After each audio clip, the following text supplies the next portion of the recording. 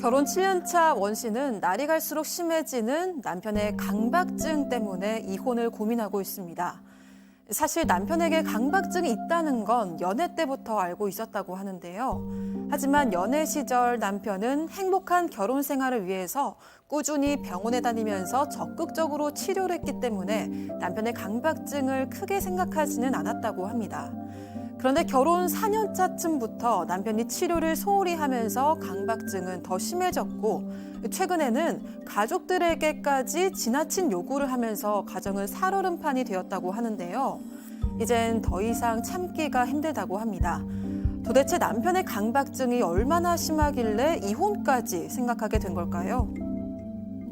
자, 저희가 실제 사연 조금 각색했다는 점 먼저 말씀드립니다. 자, 소장님, 이 강박증이라는 거 일단 강박이라는 단어의 뜻은 어렴풋하게는 알겠는데 강박증이 되면 이건 뭡니까? 네, 뭐 강박증은 뭐 다들 시청자 여러분들 많이 들어보셨을 거예요. 일단 쉽게 생각하면 내가 원하지 않는 어떤 생각이 침투해서 계속 그 생각이 나는 거죠. 그게 강박 사고고요. 그러면 이 생각이 계속 머릿속에 있으니까 괴롭잖아요. 그래서 어떤 행동을 해서 이 생각을 없애고 싶은 겁니다. 근데 예를 들어서 가장 큰 뭐 증상 몇 개만 보면 청결에 대한 증상이 있어요. 그래서 마치 내가 뭘 만지면 그 안에 내 안에 세균이 막 있을 것 같아서 그 청결에 대한 걸 계속 깨끗하게 해야 되는 거. 그다음에 이제 의심이 있고 불안합니다. 가스불을 켜놓은 것 같아서 계속 끄고 또 끄고 그래야 되는 거. 그다음에 이제 정렬을 시켜야 되는 거예요. 물건을 쫙 한 줄로 맞춘다던가 이런 것들이 그 강박 행동인데 근데 이제 잠깐은 그 불안도를 떨어지지만 결국에 이제 근본적인 해결은 되지 않는 거죠. 자, 그런 거 있죠. 영화 같은 거 보면은 막 줄 맞춰서 막 다 해놓고 막 이런 거. 아, 그 말씀하시는 것 같은데 이건 뭐가 됐든 치료가 필요한 거잖아요. 네, 그렇죠. 그런데 남편이 치료를 받지 않기 때문에 원 씨가 너무 답답해하고 있는 건데요. 이 사실 연애 때부터 남편에게 강박증이 있다는 건 알고 있었습니다. 그걸 알고 결혼을 했기 때문에 남편의 강박증 자체가 문제가 되는 건 아닙니다. 그것이 아니라 이제부터 치료를 안 하려고 하는 게 문제가 되고 있는 건데 연애 때나 결혼 초까지만 해도 주기적으로 병원도 갔고요. 약도 먹었습니다. 그렇게 고치려고 노력을 좀 많이 했었는데 최근 한 1, 2년 사이에 그런 치료를 완전히 멈춰버렸고 아예 거부하고 있는 겁니다. 이유도 알 수 없이 이렇게 병원을 꺼려하는 모습 때문에 이 원 씨는 더 답답하고 어찌할 바를 모르겠는 그런 상황입니다. 양 변호사님, 어땠길래 그래요? 여러 가지 강박 증상이 있는데요. 그중에서 청결에 관한 부분이 가장 심각하다고 합니다. 화장실 한번 들어가면 두루마리를 한 개, 두 개 정도를 쓴다라는 겁니다. 아, 뭐에다 그렇게 많이 써? 그러니까 정말 그런데 막 정말 강박일 수밖에 없는 상황이니까 쓰레기통을 매일 비워야 하는 거고 남편이 이 철 설거지를 직접 하잖아요. 세제를 3분의 1통, 수세미는 2개 내지 3개 한 번에 이렇게 사용을 한다라는 좀 거예요. 좋아. 아유. 교수님, 세상에 화장실 한 번 들어가가지고 두루마리 화장지 2개를 쓰면 어떡해요? 자원 낭비가 너무 심하네요. 아유. 예. 지금 이제 여기에다 버리지 그걸 또 쓰레기통에다 버려가지고 매일매일 치워야 되고 또 그냥. 아우 사실 진짜인가요? 제 두루마리 휴지 한 예. 개 정도? 야. 그 부분은 저희가 각색하지 않은 겁니다. 아 그렇습니까? 이게 사실 이 남편 같은 경우는 이제 불안 초조 그리고 의심이 강하고 특히 이제 확인하는 그런 강박인데요. 이제 이 강박 중에서도 확인 강박이라고 하는 그런 것이 있는데 매번 이제 불안해하는 거죠. 이게 아마 이제 그 성장 과정에서 뭔가 이 부모가 좀 이렇게 편하게 그 양육을 안 했던 것 같아요. 그러니까 뭐를 꼭 이렇게 확인하라 그러니까 본인이 이제 그것이 이제 자기 몸에 밴 것 같은데 그래서 밤에 가족들이 잠자고 있는데 문단속 한다고 계속 왔다 갔다 한다는 거죠. 그리고 이제 심지어는 콘센트를 1분 넘게 쳐다보고 있다는 거예요. 왜요? 왜 쳐다보고 있냐니까 콘센트가 이게 빠져 있는지 이게 꽂혀 있는지 이걸 갖다가 1분 동안 확인하면서 계속 꼈다 아니 끼면은 거기 꼽히는 거고 빼면 빼이는 건데 그렇게 하고요. 그다음에 가스레인지 꺼져 있는지 하루에 12번도 더 확인하고 가장 정말 그 놀라운 사실은 회사에 가서요. 이 아내에게 30분 간격으로 전화가 가지고 야, 너 가스레인지 껐냐?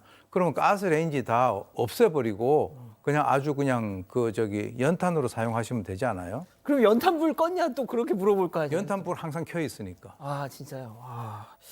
자, 호랑나비님은 나는 화장지 6칸 쓰는데 막 이러셨네요.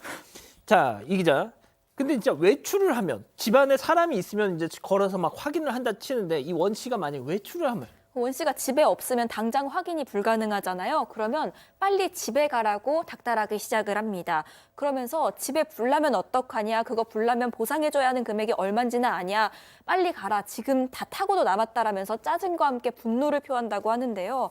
결국 이 아내가 집에 빨리 뛰어들어가서 사진까지 찍어서 보내줘야 그제야 안심을 한다고 합니다. 하지만 그것도 잠시고요. 30분 뒤에는 똑같은 일이 또 반복이 됩니다. 그래서 원 씨는 이제는 친구를 만날 때는 차라리 집으로 오라고 하고요. 일이 있어서 정말 불가피하게 나가야 할 때는 친정 어머니께 집에 와 계시라고 하는 편이라고 합니다. 아우, 소장님 저 같으면 못 살 것 같아요. 아, 근데 이 정도 되면 진짜 본인도 엄청 힘들고 가족도 엄청 힘들어요. 근데 왜냐면은 사실 제 내담자 중에서도 샤워하러 들어가면 1시간 채우고 나오시는 분이 있어요. 그러니까 씻고 또 씻고 또 씻고 계속 씻는 거예요. 살까지 벗겨질 만큼. 좋아. 그러니까 저는 그 두루마리 휴지 한 통 이상 썼다는 게 어떤 걸지 대충 감이 잡히는데 어쨌든 이분은 청결 강박에 지금 확인 강박 다 있는 것 같습니다. 근데 지금 잔소리도 많은 거니까 지금 문제가 있어요. 왜냐하면 본인만 진짜 그렇게 빨개졌어, 손 빨개졌어. 네, 그러니까 손 빨개져요. 빨개지고 막 살갗 벗겨지고 다 이렇게 너무 건조해가지고 금 가고 막 이렇게 찢어서 갈라지고 막 이래요. 많은 일이에요. 근데 특히 이분은 핵심적인 가장 많은 증상이 청결에 대한 것과 그다음에 어떤 뭐 확인하고 또 확인하고 의심하고 불안해하는 거 두 개인데 그 두 개를 다 가지고 계시는 것 같아요. 근데 보통 이렇게 자기만 그 증상을 가지고 계시는 분이 많은데 이분은 또 가족들한테도 똑같이 잔소리를 하시는 거예요. 애들한테도 씻어라, 계속 씻어라, 또 씻어라. 휴대폰만 만져도 소독해라. 그러니까 아이들도 다 살갗이 지금 건조해지고 막 벗겨졌다는 거예요. 그러니까 아이고. 엄마는 지금 너무 속상한 거죠. 양 변호사님, 저건 너무 힘들 것 같은데요. 이게 일상생활이 거의 불가능할 정도가 아닐까 싶습니다. 저는 이게 무섭다라고밖에 느낄 수 없는 게 식구들이 어디 다니잖아요. 다니면 돌돌이라고 이렇게 끈끈한 거에 있어서 먼지 같은 거 닦아내는 거 있죠. 이걸 가지고 들이댄다라는 거예요. 심지어 문고리 같이 맨손이 닿는 데는 여기 스프레이 뿌려서 닦아낸다라는 거죠. 계속 따라다니면서 가스레인지, 전기 콘센트 아까도 얘기해놨죠. 이거 보고 손 닦아라. 돌돌이 집 안에서 들고 돌아다닌다. 이건 생활이 안 될 것 같은데요, 진짜. 근데 이거를 그동안 참고 있었다는 게 이 원 씨가 진짜 이 남편을 정말 사랑했나 봐요. 네, 그런데 원 씨가 진짜 힘든 부분은 또 따로 있는데요. 하루에도 12번씩 이 남편이 원 씨에게 질문을 한다는 겁니다. 주로 뭔가를 확인하는 질문들입니다. 예를 들어서 뭐 문단속 잘했어? 가스밸브 잠갔어? 이렇게 무언가를 계속 확인을 한다는 거예요. 이 남편이 이렇게 불안해하면서 질문을 하면은 원 씨도 성심성의껏 답변을 해주고는 하는데 이 남편은 이런 대답을 듣고도 불안해서 계속해서 똑같은 질문을 한다고 합니다. 한 번 이 질문 전쟁이 시작이 되면은 원 씨는 정말 어찌할 바를 모르겠다고 합니다. 자, 그런데 이게 치료를 중단했다는 거잖아요, 교수님. 네. 이제 왜 그러냐면 본인은 처음에 아마 결혼할 때는 좀 이렇게 그것을 고치려고 노력을 한 것 같은데 아마 이 그 아내 같은 경우에 좀 좌절한 것이 치료라도 받으면 되는데 이제 치료를 갖다가 그만뒀다는 거죠. 뭐라고 얘기하냐면 나 원래 이런 사람이다. 나를 있는 그대로 받아들여라. 이제는 뭐 그야말로 그 나무꾼과 선녀같이 나 이제 뭐 애기들 다 낳았으니까 나는 이제 모른다 이런 식이죠. 그런데 또 이런 분들이 또 어떤 게 있냐면 한번 자기가 믿는 것에 한번 꽂히면 다른 사람들 말을 안 들어요. 그래서 내 자신은 내가 잘 알기 때문에 정신과 의사 필요 없다. 상담센터 필요 없다. 이렇게 돼버리니까 이 여성의 입장에서는 이거 도대체 이런 상황이 이제 앞으로 더 이상 나아지지 않고 더 심해진다면 이거 어떻게 해야 되느냐? 이거 이혼을 해야 될 것이냐? 사실 이 스트레스를 갖다가 저렇게 이 주위 사람들한테 주면 말이죠. 이 주위 사람들 중에서 정상적인 사람들은 상당히 견디기가 어렵습니다. 예. 알겠습니다. 그러면 이쯤에서 별별 상담소 오늘의 궁금증 짚어보죠. 자, 화장실 한번 가면 휴지 한두 개씩 쓰는 이 강박증 남편 치료도 지금 안 받겠다고 하는데 소장님 어떻게 해야 됩니까, 진짜? 치료를 받으셔야 돼요. 이 강박장애가 사실 좀 치료 기간이 오래 걸리고 쉽지는 않아요. 하지만 치료를 받으면 훨씬 좋아집니다. 이 강박증이 뇌 구조에 어떤 뇌 물질에 어떤 이상이 있다라고 얘기할 수도 있고 어떤 분들은 심리적으로 타격을 받거나 경험에 의해서 심리적인 병이다라고 얘기하시는 분들이 있는데 어떤 원인인지도 좀 정확히 아실 필요가 있고요. 요즘은 약물 치료랑 또 인지행동 치료를 통해서 강박증이 굉장히 많이 좋아지고 있거든요. 예를 들어서 강박 행동이 10이라면 그 치료를 통해서 8, 5, 3 이런 식으로 줄어가는 거예요. 그러면 본인도 훨씬 편하고 가족들도 편한데 이제 나는 내가 잘 알아 이렇게 하면서 가족들까지 괴롭히시면 이 가정 상당히 위태해지죠.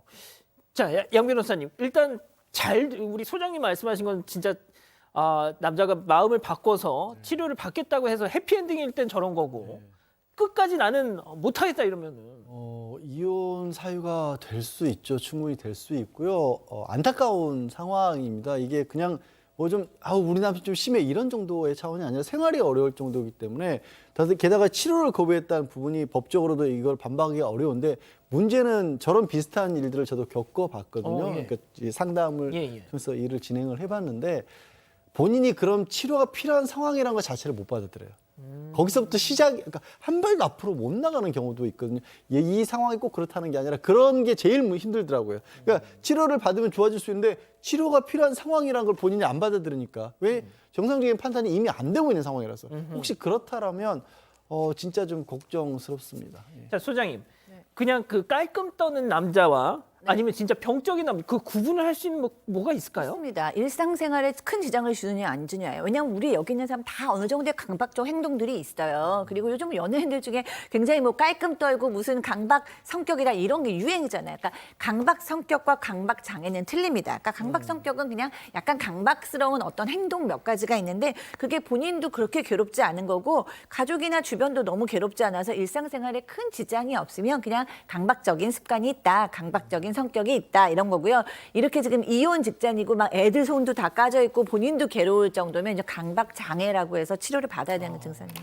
자, 교수님도 뭐 한 말씀 해주시죠. 제가 볼 때는 이 가정이 좀 위험한 것 같아요. 왜냐하면 이 부부라고 하는 것은 어느 순간에 정내미가 떨어져 버리면 같이 지내는 것 자체, 같은 공간에 있는 것 자체가 고통일 수가 있는데요.